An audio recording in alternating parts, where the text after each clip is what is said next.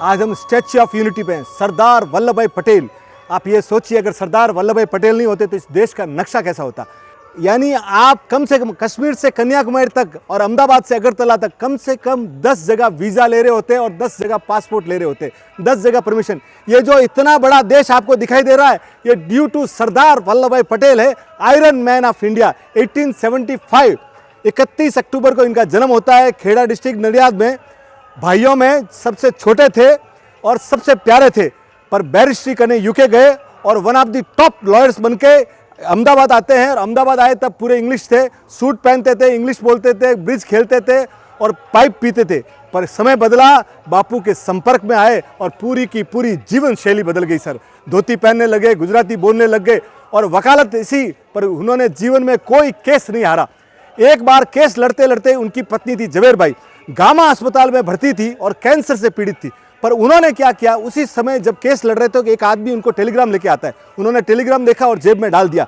और आप सुन के ताज्जुब करेंगे, जैसे केस जीता, लोगों ने बोला सरदार साहब आपने तो केस जीता, पर इनकी आंखों में पानी था। मालूम पड़ा कि जवेर बहन की डेथ हो गई, यानी छोटी सी एज में, जब व्हेन ही वाज 33 साल के थे और इनके मिसेज जवेर बहन 27 की थी, वो विधुर हो गए। पर अपने क्लाइंट को बचाने के लिए उन्होंने एक सेकंड भी नहीं छोड़ा, ऐसे कर्तव्यपरायण थे। समय बदलता है सर, समय के समय 1930 1934 कांग्रेस के प्रेसिडेंट रहते हैं और सब हिंदुस्तान के सबसे बड़े नेताओं में वो एक बन गए थे। 1946 आई और कांग्रेस की 12 कमेटियों, सब कमेटियों ने बोला कि भाई अभी जो बनेगा वही प्राइम मिनिस्टर बनेगा। तो 15 कमेटियां थी और 15 कमेटियों में से 12 कमेटी ने बोला कि सरदार वल्लभ भाई पटेल को बनाया जाए, 2 ने बोला JB कृपलानी को बनाया जाए, 1 ने बोला पट्टाभी सीतारामन को बनाया जाए। और बापू ने जब इनको बोल दिया कि इनका किसी का भी नाम नहीं लेना है, हमको सरदार, हमको जवाहर को बनाना है, ये बापू के छेले थे। इन्होंने बोला जैसा बापू कहेंगे वैसा ही करेंगे और एक सेकंड के लिए भी इन्होंने सत्ता का मोह नहीं रखा। आप सोचिए। और 1947 15 अगस्त अंग्रेज जब यहाँ से जा रहे थे तो अंग्रेजों को तो मालूम था कि इन्होंने 565 रियासतों को खुला छोड़ दिया, कि देश जैसा था कि वैसा का वैसा टुकड़े में छोड़ दिया। ये अकेला व्यक्ति था जिसने 562 रियासतों को एक साथ बना लिया। रही 3, हैदराबाद, जूनागढ़ और कश्मीर। हैदराबाद के ऊपर इन्होंने सेना का प्रयोग किया और 5 दिन के अंदर निजाम को घुटनों पे ले आया।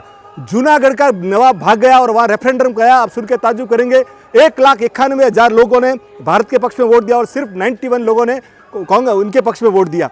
आप सुन के ताज्जुब करेंगे, 1950 में 15 दिसंबर को जब इनकी डेथ होती है, इनके बैंक अकाउंट में सिर्फ 750 रुपया था।